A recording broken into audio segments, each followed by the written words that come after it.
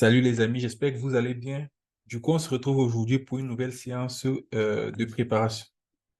Salut les amis, j'espère que vous allez bien. On se retrouve aujourd'hui pour une nouvelle séance pour la préparation au concours de l'ARES afin d'accéder aux études médicales et dentaires en Belgique. Donc, aujourd'hui, nous allons traiter le sujet de 2022, session d'août en biologie.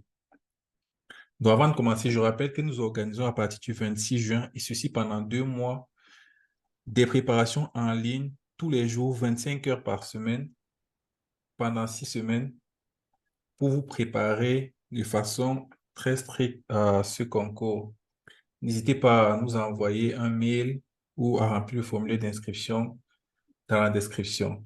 Donc voilà, sans plus tarder, nous allons commencer avec la biologie. Donc, question, la première question, lequel des rôles suivants n'est pas attribué au chloroplaste? Donc voilà, quand nous sommes en train de parler du chloroplaste dans cette question. Donc avant même de lire les réponses, on va juste rappeler que le chloroplaste, c'est un organite qu'on retrouve uniquement dans les cellules végétales. Donc dans cette cellule-ci, par exemple, on ne va pas le retrouver. OK, parce que ça, c'est une cellule animale. On reconnaît une cellule animale par le fait qu'elle est à peu près circulaire, alors que la cellule végétale est à peu près hexaédrique, donc a des formes un peu plus angulaires. Donc voilà, donc dans une cellule comme ça, on n'aura pas de chloroplaste. Donc, mais je rappelle que le chloroplaste, c'est une cellule, c'est un organique qu'on retrouve dans la cellule végétale uniquement. Et le principal rôle du chloroplaste, c'est de faire la photosynthèse. Ce n'est pas son seul rôle, mais c'est le principal rôle du chloroplaste. Donc, on va donc du coup lire les propositions. Donc, on va déjà deviner en fait les rôles qui sont attribués au chloroplaste. Et donc, celui qui ne sera pas un rôle du chloroplaste, on va donc l'éliminer. Le stockage de l'amidon. Donc, on va donc du coup mettre le bilan de la photosynthèse. Donc, si vous vous souvenez bien, la photosynthèse a comme pour bilan l'inverse du bilan de la respiration cellulaire. Donc, ça veut dire que la respiration cellulaire, on va utiliser le glucose en présence du dioxygène. J'équilibre directement. Et on va produire des minéraux dans l'eau. J'équilibre directement, mais vous pouvez équilibrer après. Et le CO2 plus de l'énergie, donc 38 ATP. Donc ça, c'est le bilan de la respiration cellulaire. Et le bilan de la photosynthèse, c'est exactement l'inverse. Donc, on va plutôt quitter en fait des minéraux, donc l'eau et le CO2, pour aboutir en fait au glucose en fait. Et comme vous le savez, quand on va multiplier cette opération plusieurs fois, on va obtenir plusieurs molécules de glucose. Et le glucose, c'est un sucre. Et quand on obtient plusieurs molécules de glucose, le glucose, c'est un sucre simple.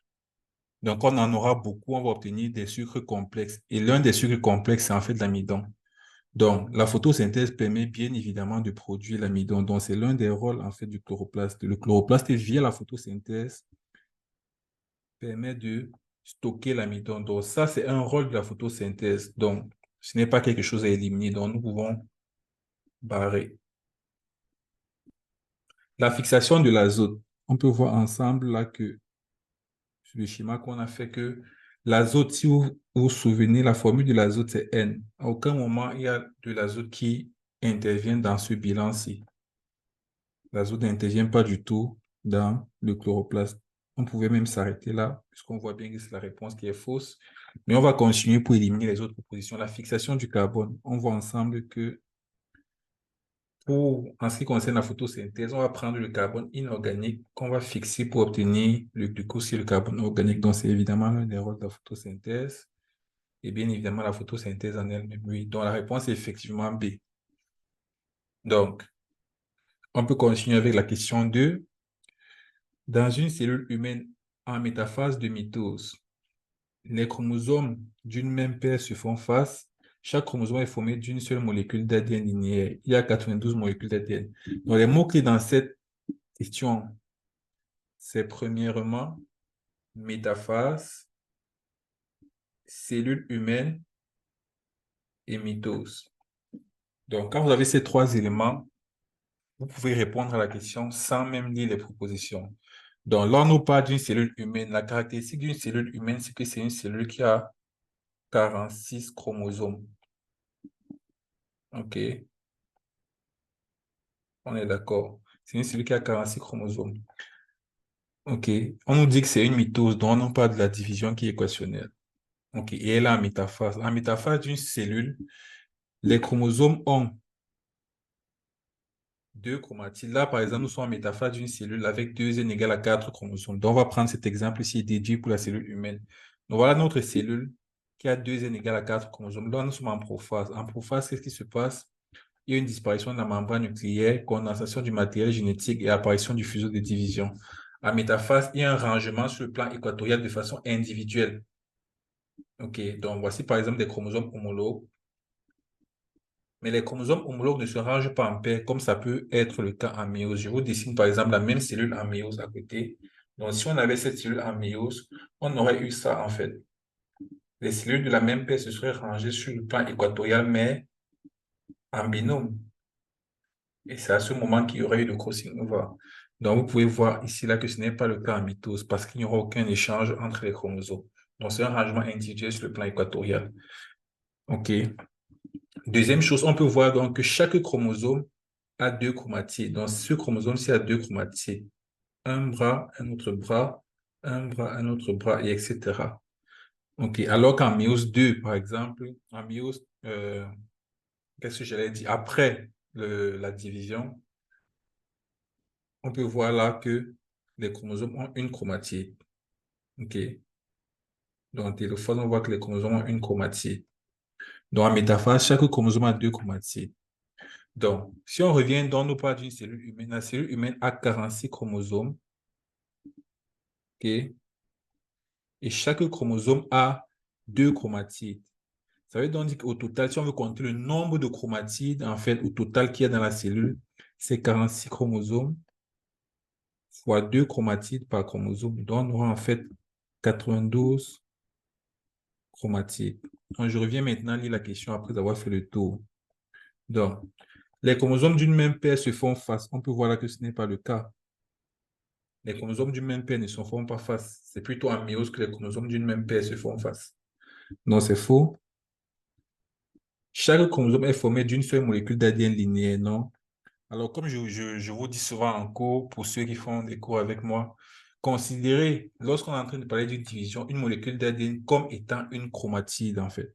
Donc, voyez une chromatide comme étant une molécule d'ADN. Donc, on peut voir que ce n'est pas le cas. Chaque chromosome est constitué en fait de deux molécules d'ADN, donc de deux chromatides. Il y a 92 molécules d'ADN, donc il y a 92 chromatides.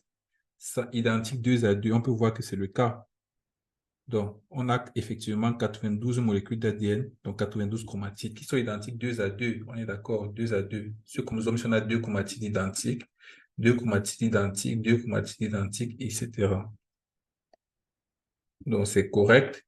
L'enveloppe nucléaire se réforme. Ça aussi, c'est faux. On peut voir ensemble que l'enveloppe nucléaire disparaît durant la prophase. OK, c'est écrit là pour faciliter la division. Et l'enveloppe nucléaire ne va se réformer qu'en télophase. OK, donc c'est également faux. Donc, on peut passer à la question qui suit. Donc, question 3. Dans lequel des compartiments cellulaires proposés ci-dessous ne peut-on pas mettre en évidence de l'ARN? Donc, on rappelle pour l'ARN. L'ARN, c'est l'acide ribonucléique. On a trois types d'ARN dans une cellule. Ou du moins, on peut avoir trois types d'ARN. Le premier que vous connaissez certainement tous, c'est l'ARN messager. Le deuxième, c'est l'ARN de transfert.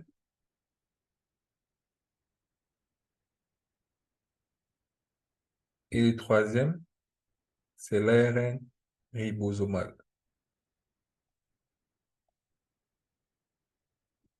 On est d'accord qu'il y en a trois types. Donc, l'ARN messager, c'est le messager. Donc, on est d'accord que l'ADN, c'est celui qui a le message et le message doit être décrypté dans les ribosomes. Étant donné que l'ADN ne peut pas sortir du noyau, je me réexplique. Donc là, on a le noyau. Et dans le noyau, il y a l'ADN. OK, voici notre noyau. Dans le noyau, il y a l'ADN. Or, nous savons que l'ADN contient un message qui doit être décrypté dans les ribosomes. Le problème, c'est que l'ADN ne peut pas sortir du noyau. Donc, il faut qu'il donne le message à un messager. C'est pour ça qu'on appelle l'ARN messager. Et on va donc appeler ça la transcription. Donc, la transcription, c'est le passage de l'ADN à l'ARN messager. Ça se fait donc évidemment dans le noyau. Et c'est par la suite que l'ARN messager va donc sortir du noyau pour aller dans le cytoplasme pour être traduit au niveau des ribosomes. Ça, vous savez bien. Donc, du coup, on peut donc retrouver l'ARN messager dans le noyau et dans le cytoplasme. Dans le noyau après la transcription et dans le cytoplasme avant la traduction. Donc, le deuxième, c'est l'ARN de transfert qu'on va retrouver uniquement dans le cytoplasme parce que l'ARN de transfert va intervenir lors de la traduction pour apporter les acides aminés. Et l'ARN ribosomal, c'est un ADN qu'on va retrouver dans cette partie du noyau aussi qu'on appelle le nucléole, en fait. OK. Et on va également retrouver sur les ribosomes. Donc, on peut donc lire notre question maintenant à propos de l'ARN. Dans quelle comparaison est-ce qu'on ne peut pas retrouver de l'ARN dans le noyau? On est d'accord que c'est faux. On vient de dire que la transcription se faisait dans le noyau. La transcription, c'était le passage de l'ADN à l'ARN. Ça se fait dans le noyau. Donc, on peut retrouver l'ARN dans le noyau. Dans l'appareil de Golgi, c'est quoi l'appareil de Golgi? L'appareil de Golgi, ce sont ces sacs-ci. Ça. C'est ça l'appareil de Golgi. Et l'appareil de Golgi, c'est ce qui intervient après la traduction, donc après qu'on ait produit une protéine, pour que cette protéine soit emballée, soit maturée. Donc, à aucun moment, en fait, l'ARN intervient, puisqu'on vient de voir que l'ARN, par exemple, le messager, était produit ici et était traduit dans les ribosomes au sein du réticulum endoplasmique. Et c'est après cela donc que la protéine va passer au niveau de l'appareil de Golgi. Donc, aucun moment l'ARN n'intervient dans l'appareil de Golgi parce qu'on a déjà produit la protéine en fait. Mais si vous ne saviez pas, vous pouvez passer par élimination. Donc, on est déjà d'accord que le noyau, ce n'est pas la réponse juste. On vient sur la mitochondrie. Donc, la mitochondrie, c'est ça, c'est un organisme semi-autonome. Donc, c'est un organisme qui a son propre ADN, qui a ses propres ribosomes. Et qui dit ADN et ribosome dit production des protéines. Et puisqu'il y a la production des protéines, ça veut dire qu'il y a une transcription et une traduction. Et tout ça se fait, bien entendu, avec quoi? Avec l'ARN messager, avec l'ARN de transfert. Donc, bien entendu, dans la mitochondrie, il y a de l'ARN. Dans le cytoplasme, évidemment, on voit bien que ça, c'est le cytoplasme et c'est là que se fait la traduction. Donc, il y a l'ARN de transfert, il y a l'ARN messager. Donc, la réponse exclut, c'était évidemment l'appareil de Golgi. Donc, on peut donc du coup continuer avec notre question 4. Notre question 4 nous dit, le karyotype d'une cellule permet de visualiser au microscope optique les chromosomes mitotiques en prophase, anaphase, télophase, bref, dans les étapes de la mitose. Donc, ça, c'est à retenir, quelque chose qui est à retenir. On nous parle du microscope optique, dans le microscope le moins développé. Donc, si on doit voir les chromosomes pour une technologie qui n'est pas avancée, il faudrait que ce soit les chromosomes qui soient le plus visibles possible. Et je ne vous apprends pas que des 4 phases de la mitose, c'est durant la métaphase que les chromosomes sont le plus condensés. On peut voir que la condensation du matériel génétique se fait en prophase. Et c'est donc du coup en métaphase que les chromosomes ont un aspect le plus condensé possible. Donc, du coup, c'est en métaphase on peut le plus facilement voir en fait les chromosomes. Donc, on n'avait pas beaucoup à réfléchir là-dessus.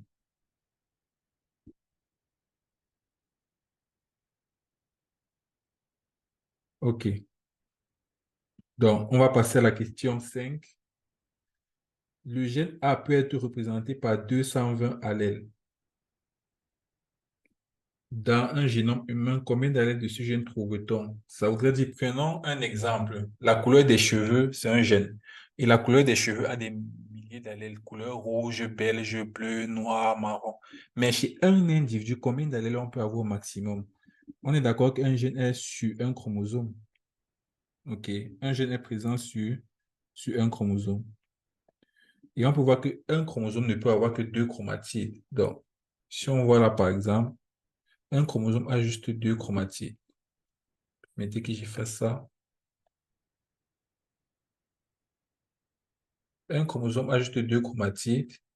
Et sur les deux chromatides, en fait, puisque ce sont des chromatides sœurs, il y a exactement le même matériel génétique, donc il y a la même allèle.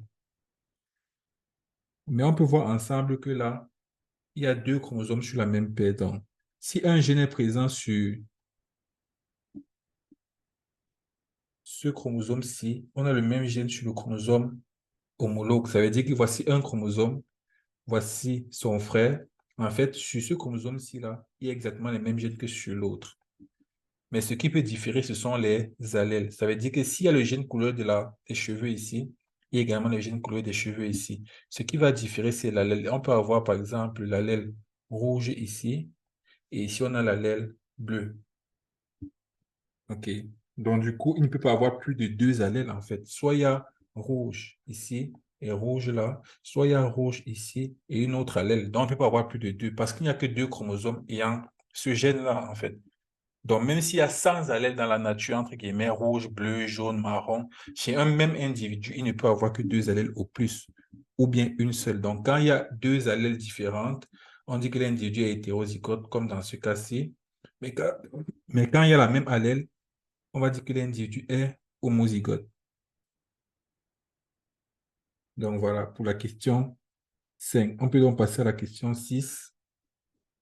Donc, pour la question 6, nous voyons là un schéma. On a 6 chromosomes. Le schéma ci-dessous représente une cellule en cours de division. Quelle proposition, si rapportant est fausse? Donc, on nous demande, cette cellule ne peut pas correspondre à quel type? Donc, on va voir ensemble, examiner chaque proposition ensemble. Il pourrait correspondre à une étape de la mitose d'une cellule N égale à 6 chromosomes. Je rappelle que la mitose, c'est une division qui est équationnelle. OK? Ça veut dire qu'une cellule haploïde peut faire la mitose. Une cellule diploïde aussi peut faire la mitose.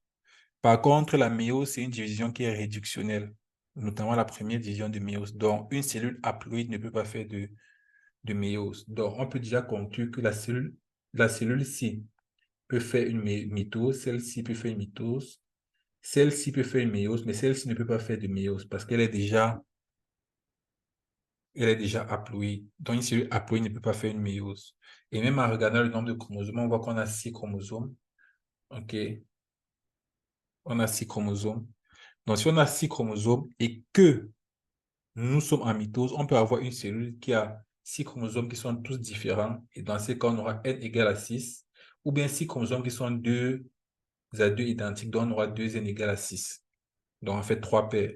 Pourtant, en méiose, ce n'est pas le cas. Si on a 6 chromosomes, OK, 6 chromosomes qui sont tous les deux identiques, qui sont identiques 2 à 2. Là, on est 2N égale à 6 et on est au début de la méiose.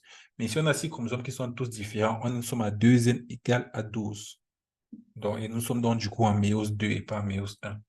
On en parlera lors des cours de préparation. Donc, n'hésitez pas une nouvelle fois à nous envoyer un mail ou à remplir juste le formulaire qu'il y aura en description ou à nous envoyer un message sur WhatsApp si vous avez des questions quant au déroulement des cours de préparation. Donc, on revient donc du coup à la question 7. Chez le labrador, la couleur du pelage est contrôlée par deux gènes. C et R. Le gène C code le pigment du pelage. Il existe deux allèles. L'allèle noir dominant et l'allèle chocolat qui est récessif. Donc, on va dire grand C, c'est noir et petit c, c'est chocolat. Donc, s'il y a les deux à la fois, ça veut dire que c'est noir qui domine. Donc, pour que chocolat s'exprime, il faudrait qu'il y ait deux allèles C, donc qu'on soit homozygote récessif. Le gène R détermine si le pigment se déposera dans le poil ou non. Il existe deux allèles, l'allèle au poil coloré dominant et l'allèle au poil non coloré qui est récessif.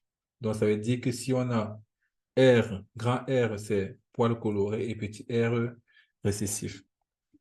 OK, donc ça veut dire non coloré. Donc, on récapitule ensemble.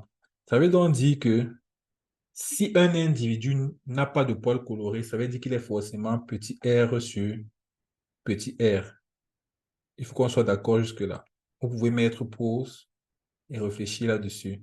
Si un individu a le poil qui est non coloré, ça veut dire qu'il est forcément petit r sur petit r. OK. Maintenant, si un individu a le poil coloré, ça veut dire qu'il est soit grand R sur grand R ou grand R sur petit r. Maintenant, la couleur du poil va dépendre du premier gène qui est le gène C. Si l'individu est petit c sur petit c, tout en étant grand R sur grand R ou grand R sur petit r, il sera donc du coup couleur chocolat. Mais s'il est autre chose, c'est-à-dire grand C sur grand C ou grand C sur petit c, il sera de couleur noire. Donc, on est d'accord. Donc, un individu non coloré, ça veut dire que son gène de du pelage est petit r sur petit r. Et ceci, peu importe qu'il soit noir ou il est le gène noir ou le gène chocolat. Déjà, du fait qu'il soit petit r sur petit r, il ne sera pas coloré. Donc, je reviens donc du coup sur notre labrador. On nous a déjà dit que notre labrador est belge. Donc, ça veut dire qu'il n'est pas petit r sur petit r. Il est soit grand R sur grand R, soit grand R sur petit r. On est d'accord.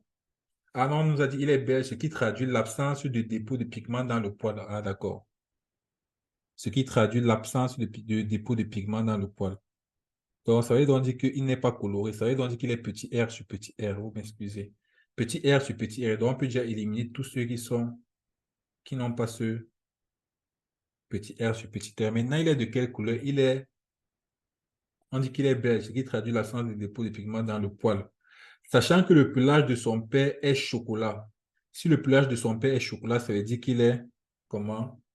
Son père est petit c sur petit c. Donc, son père lui a forcément donné un petit c. On est d'accord. Donc, cet individu ne peut pas être grand C ou bien grand C, petit c. Donc, on peut déjà éliminer ça également. OK. Puisque son père est petit c sur petit c, ça veut dire que lui-même aura au minimum petit c. Un petit c. Donc, voilà la question. Donc, question 8. En vous référant au tableau ci-dessous, déterminez lequel des oligopeptides proposés pourrait être codé par la séquence d'ARN messager. Donc, on nous a donné un ARN messager, une séquence, et on nous a donné le code génétique pour les différents codons présents, et on veut savoir quelle voilà, protéine peut être produite, n'est-ce pas, à partir en fait, de cet ARN messager. Donc, je précise deux choses. En ce qui concerne la synthèse d'une protéine à partir de l'ARN messager, la première chose, c'est qu'on commence toujours par un codon initiateur, donc le codon AUG. On est d'accord jusque-là. La deuxième chose, donc ça veut dire tout ce qui sera avant le codon AUG, dont le codon initiateur ne va pas compter. Le codon initiateur est toujours le premier acide aminé, du moins le premier codon qui sera utilisé pour placer un acide aminé dans une traduction. La deuxième chose qu'il faut savoir, c'est que la chaîne va toujours s'arrêter après un codon stop. Donc, vous connaissez les codons stop. Et le codon stop qu'on aura ici, ce sera UAG. OK, mais je suppose que vous connaissez tous les autres codons stop, UGA, UA, dans les trois codons stop. OK, donc sur ce, on va donc ensemble voir en fait notre protéine qui sera produite, notre peptide. Donc du coup, on va commencer notre chaîne là, ici, à partir de l'extrémité 5'. Je rappelle que la synthèse d'une protéine commence toujours à partir de l'extrémité 5' et se termine à partir de l'extrémité 3'. Donc si on vous avait mis 5' de ce côté, vous aurez dû commencer par lire à droite vers la gauche. Donc, on commence toujours la lecture de 5' vers 3'. Donc, dans ce sens. Si ça avait été 3, 5' ici, ça aurait été l'inverse. Si on n'a rien mis, alors vous supposez que c'est de gauche vers droite. OK. Donc, on va donc regarder nos différents codons. Je rappelle qu'un codon, c'est une suite de 3 nucléotides. Donc, ici, on a notre premier codon, c'est UGG. Est-ce que c'est un codon initiateur? Non, donc il ne va pas compter. Voici notre premier codon initiateur. Du moins, voici notre codon initiateur qui est UAUG. OK, donc ça veut dire tout ce qui est avant AUG ne compte pas, on peut parer. Voici notre premier codon AUG. Après ça, on a UGG. Après UGG, on a UUU. Après UUU, on a UGG. Après UGG, on a UAG, qui est notre codon stop. Ça veut dire que la chaîne va s'arrêter là. Donc, tout ce qu'il y aura après, on élimine. Donc, et on va donc voir ce à quoi ça correspond. Donc, AUG correspond à quoi? Méthionine. On peut monter pour écrire si vous voulez. Oups. AUG correspond à méthionine. Donc, on va donc que notre premier acide amine sera donc méthionine. OK. Donc, voici les deux où le premier acide aminé, c'est méthionine. Donc, on a le B et le C. Donc, du coup, on peut déjà éliminer les deux autres. C'est faux. Ça, c'est faux. Deuxième acide aminé, c'est quoi? C'est UGG. Vous m'excusez. Notre deuxième acide aminé, c'est UGG. Donc, qui est tryptophane. Donc, ici, on a tryptophane. Et ici aussi, on a tryptophane. Donc, ça va. Troisième acide aminé, c'est UUU. On a phénylalanine. Et dans les deux cas, on a phénylalanine. Le quatrième acide aminé, c'est UGG. Donc, on a tryptophane, tryptophane. Le cinquième acide aminé, c'est rien. On a UAG, c'est un codon stop. Donc, on n'aura pas de phénylalanine. Donc, ça devient faux. Donc, ceci devient faux. J'espère que vous avez bien compris la méthode. Donc, première chose qu'il faut savoir, c'est que avant un codon initiateur, il n'y aura rien. Donc, même si vous avez 50 000 codons avant un codon initiateur, en fait, la synthèse ne va pas débuter de la protéine. La synthèse va débuter au moment où on rencontre un codon initiateur, donc on rencontre AUG. Ce que vous pouvez donc également conclure que le premier acide aminé, en fait, d'une protéine sera toujours la méthionine. Donc, juste sur cette base-là, avec cette connaissance-là, vous pouvez déjà conclure que le premier acide aminé ne peut pas être tryptophane.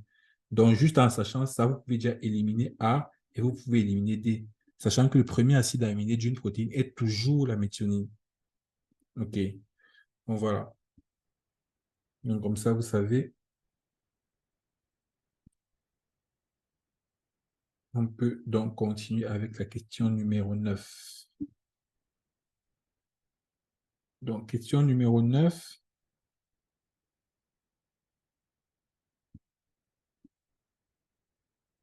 Parmi les propositions suivantes se rapportant à la chromatine, laquelle est fausse? Je rappelle que la chromatine, c'est la forme du matériel génétique qui est décondensé, qu'on va retrouver hors des phases de division. Si vous vous rappelez, on a vu que durant la division, le matériel génétique est condensé, ok, sous forme de chromosomes. Mais hors de la division, en fait, le matériel génétique est sous forme de chromatine, comme vous pouvez voir là. Ça, c'est la chromatine, d'accord, décondensée. C'est le matériel génétique. Et ça, c'est la même chose durant la division cellulaire qui est plutôt, en fait, le chromosome ou la chromatide, si vous voulez. OK. Donc, on continue donc du coup à lire les propositions. L'essentiel de la transcription se déroule dans la chromatine décondensée. On est d'accord? Donc, ça veut dire hors de la division. Elle contient des protéines. Évidemment, je rappelle que la chromatine n'est pas constituée que d'ADN. OK? On a également des protéines, notamment les histones et autres, et bien d'autres protéines. Donc, là, le matériel génétique n'est pas constitué que d'ADN.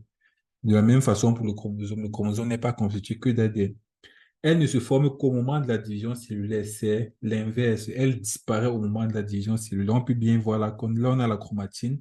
Là, la cellule n'est pas en train de se diviser. Et là, quand on se divise, on n'a plus de chromatine. OK? On a juste le chromosome. Donc, la chromatine disparaît plutôt au moment de la division et non l'inverse. En interface, la chromatine est condensée. La chromatine condensée est localisée principalement en périphérie du noyau et du nucléole, évidemment. Donc, on pouvait déjà juste savoir que ça est faux du coup. Donc, on peut continuer. Donc, sur ce schéma, la molécule encadrée par le rectangle contient. OK, donc cette molécule-ci, OK, contient. Donc, on lit ensemble un codon. Est-ce que ça contient un codon? Je rappelle qu'un codon, c'est un triplet de nucléotides. Donc, on voit que ça, ce n'est pas le cas. Voici les codons ici. Voici un codon, voici un codon, voici un codon, voici un codon, voici un codon. Et ça, c'est quoi? Et je rappelle qu'un codon, c'est un triplet de nucléotides qu'on retrouve sur l'ARN messager. OK. Maintenant, la question que moi je vous pose et que vous pouvez prendre du temps pour réfléchir, c'est quoi? Ça, c'est quoi? CUC, c'est quoi? puisqu'on voit que c'est un triplet de nucléotides, mais ce ne sera pas un codon, ce sera plutôt un anticodon. OK. Parce qu'on voit bien là que ce n'est pas l'ARN messager. Voici l'ARN messager ici. Et donc, les triplets de nucléotides qu'on va voir là, ce sont des codons. Mais maintenant, ce qui se fixe sur l'ARN messager, qui contient également des nucléotides, ce sont des anticodons qui proviennent en fait de l'ARN de transfert. Donc, en fait, ça, cette molécule qui est encadrée ici, c'est l'ARN de transfert. C'est ça l'ARN de transfert. OK. Et donc, qui contient en fait des groupements phosphate. C'est grâce au groupement phosphate que les nucléotides de l'ARN de transfert sont liés à l'acide aminé. Donc là, il fallait juste assembler ce que vous avez comme information. Là, vous savez que c'est un acide aminé comment? Parce que vous voyez une extrémité COH et une extrémité NH2. Acide aminé. Acide aminé. Acide aminé. OK. Et vous voyez donc un acide aminé. D'accord. Et ici, vous voyez quoi? Vous voyez votre ARN messager. Et ici, vous voyez un anticodon. Il n'y a qu'une seule chose qui lie un acide aminé à l'ARN messager. Et c'est l'ARN de transfert. Il n'y a pas d'autre chose. Donc, c'est l'ARN de transfert qui apporte les acides aminés lors de la traduction pour la lecture de l'ARN messager. OK.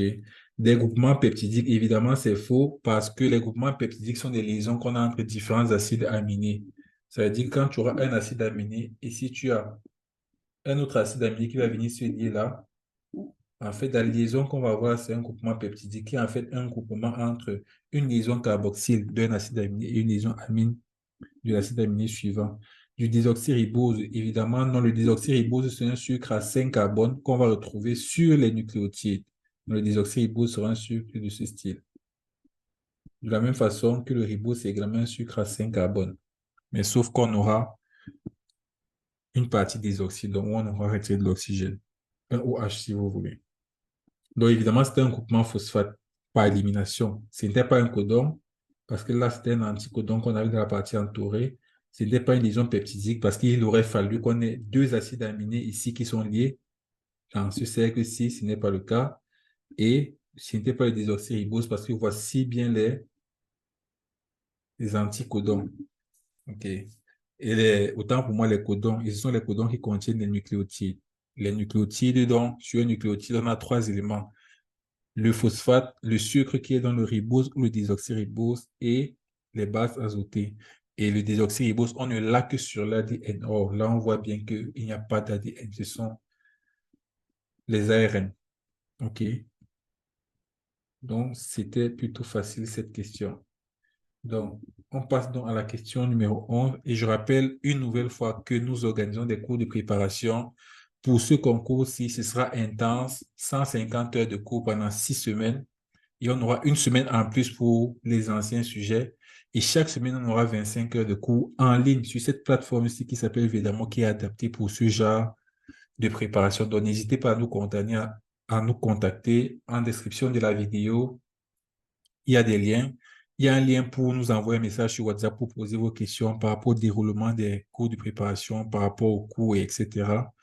Il y a un autre lien pour le formulaire d'inscription sur notre site qui est l'archedututorat.com.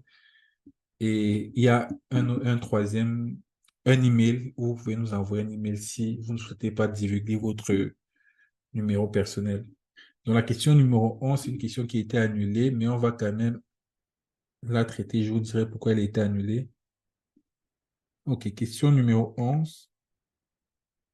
Quelle est la probabilité pour un couple d'avoir un enfant hémophile si le père est hémophile et la mère est saine et non porteuse de l'allèle muté? OK, donc on va donc voir en fait. Je rappelle que l'hémophilie est une maladie qui est portée par le chromosome X. Donc, tu as un père qui est X malade et Y, évidemment. Et tu as une mère qui est X saine, qui n'a aucun gène de la maladie.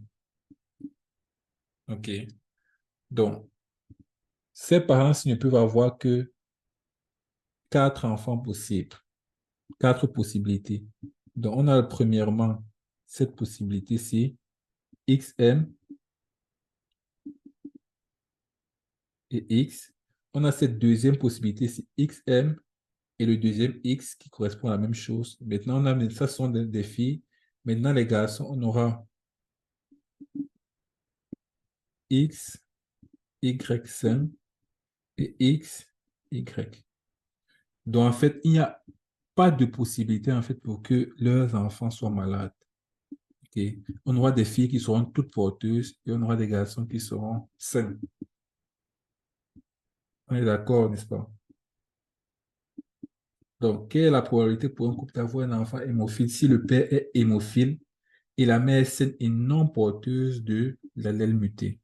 Donc, 0%, quel que soit le sexe de l'enfant, c'était juste 0% si c'est une fille, c'était également juste parce que toutes les filles seront saines. Si c'est un, quel que soit le sexe, tous les garçons également seront sains. Donc, en fait, il y avait deux réponses justes. C'est pour ça qu'on a annulé la question. Donc, on peut passer dans la question qui suit.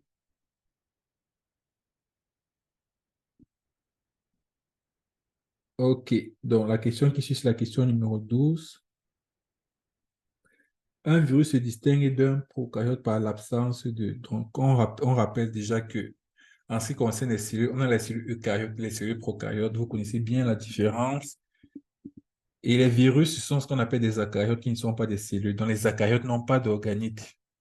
OK. Donc, et on voit bien que le ribosome, c'est un organite. Donc, ça, c'était évident. Par contre, les eucaryotes ont un matériel génétique, ont des enzymes et en plus de ça, peuvent avoir des plasmides, voilà, et des membranes. OK. Donc, il y a le génome qui peut être soit l'ADN, soit l'ARN chez les virus, dans les eucaryotes. Il y a des enzymes, OK. Et il y a des phospholipides qui peuvent constituer leur paroi. Donc, la réponse était le ribosome, parce que le ribosome, c'est un organite qu'on retrouve uniquement dans une cellule. Or, un eucaryote, un virus, ce n'est pas une cellule. Donc, c'était évident. Voilà. Donc, on passe dans la question qui suit. La question numéro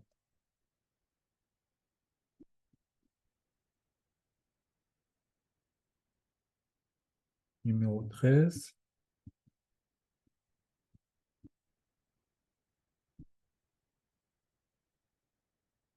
OK. Donc, cette question nous parle de la sélection naturelle. La sélection naturelle, donc, comme vous savez, les questions d'évolution sont généralement des questions assez évidentes. Donc, la sélection naturelle, c'est, on va expliquer rapidement. Ça, je suppose que vous avez déjà la notion, connaissez la notion, permet de sélectionner en fait des caractères qui vont faire en sorte que l'espèce s'adapte le mieux dans l'environnement. Je vais prendre un exemple. Dans un environnement, il y a des oiseaux qui ont des longs becs et des oiseaux qui ont des courts becs. OK. Ou bien des oiseaux qui sont grands de taille et des oiseaux qui sont petits de taille. Les aliments de ces oiseaux sont sur des arbres. Ça va donc faire en sorte que les oiseaux qui sont grands de taille vont facilement se nourrir par rapport aux oiseaux qui sont petits de taille, qui ne vont pas facilement se nourrir, qui vont donc mourir. Et lorsqu'ils vont mourir, il n'y aura plus que des oiseaux grands de taille. Et donc, ça va donc faire en fait que ces oiseaux grands de taille-là vont pérenniser l'espèce. Et en fait, des oiseaux des descendances suivantes seront juste de grands de taille. Donc, vous voyez donc que sur une descendance, on avait la première génération, en gros, on avait des oiseaux grands de taille et des oiseaux petits de taille. Et la descendance qui suivra, ou bien les descendances qui suivront, parce que ça se fait quand même sur plusieurs centaines d'années, on n'aura que des oiseaux qui sont grands de taille. Donc, on a sélectionné, la nature et l'environnement a sélectionné le caractère qui permettait à l'espèce de survivre. Donc, voilà, c'est aléatoirement sur les individus. Aléatoirement voudrait dire au hasard, évidemment, c'est faux. Et le seul facteur permettant l'évolution des espèces, c'est également faux. Modifie le génotype des individus sous la pression des facteurs environnementaux. Non, pas le génotype. Si le génotype est modifié, on appelle ça une mutation. Conduit à l'adaptation des populations à leur environnement, comme on vient de décrire. C'est exactement ça.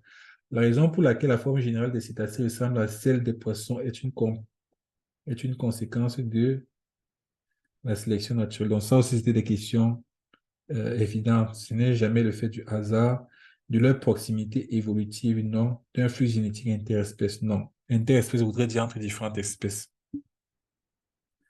Dans les champignons de Paris, sachant que les champignons de Paris sont cultivés sur le compost formé à partir du fumier de cheval, que peut-on déduire que que ce sont des organismes autotrophes, non, parasites, non, producteurs, non, Saprophite voulait dire qu'il se nourrit de la matière organique en décomposition. Là, je suppose que vous saviez ça. Les parasites, par exemple, ce sont des êtres vivants qui infestent d'autres êtres vivants pour se nourrir aux dépens d'eux. OK. Autotrophe, je suppose que vous savez. Ça, vous avez ça dans tous les cours tous les cours basiques, en fait, voilà, à propos de l'évolution de la chaîne alimentaire. Donc, les autotrophes sont des êtres vivants qui sont capables d'élaborer leur propre substance organique à partir de la substance minérale. Donc, l'inverse sont des hétérotrophes. Donc, comme ça, vous savez.